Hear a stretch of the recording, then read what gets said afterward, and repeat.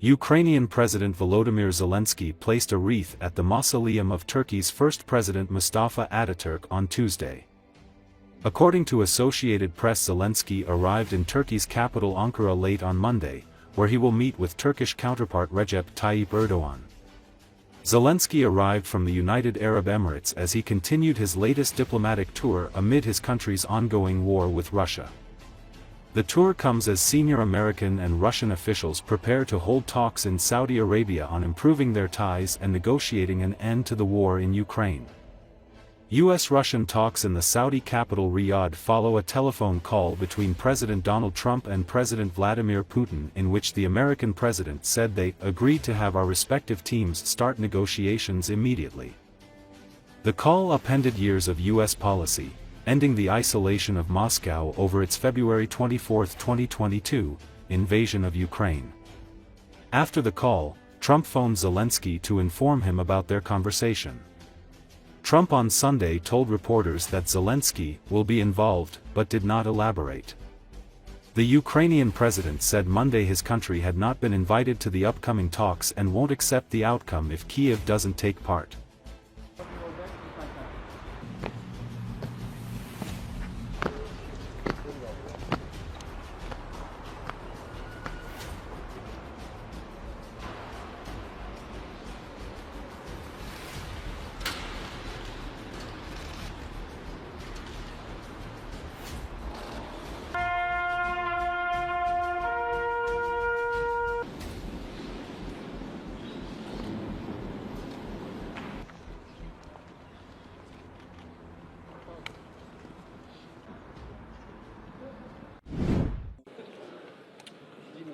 European leaders arrived in Paris for security talks Monday, as concerns grow over U.S. President Donald Trump's approach to ending Russia's war against Ukraine.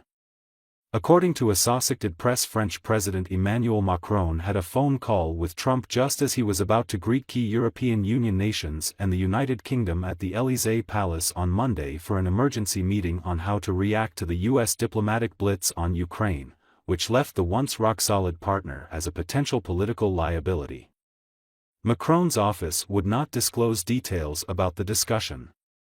Leaders of Germany, the United Kingdom, Italy, Poland, Spain, the Netherlands, Denmark and the European Union are holding talks on how to deal with Europe's security quandary.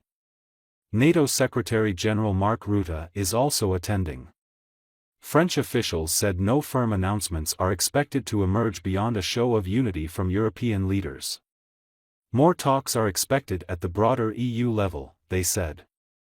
Last week, top U.S. officials from the Trump administration made their first visit to Europe, leaving the impression that Washington was ready to embrace the Kremlin while it cold-shouldered many of its age-old European allies.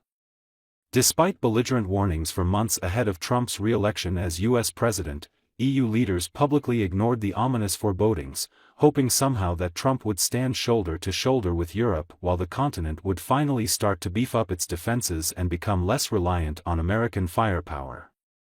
But a flurry of speeches by Vice President J.D. Vance and Defense Secretary Pete Hegseth last week questioned both Europe's security commitments and its fundamental democratic principles. Macron said their stinging rebukes and threats of non-cooperation in the face of military danger felt like a shock to the system. The tipping point came when Trump decided to upend years of U.S. policy by holding talks with Russian President Vladimir Putin in hopes of ending the Russia-Ukraine war. Then, Trump's special envoy for Ukraine and Russia on Saturday all but ruled out the inclusion of other Europeans in any Ukraine peace talks.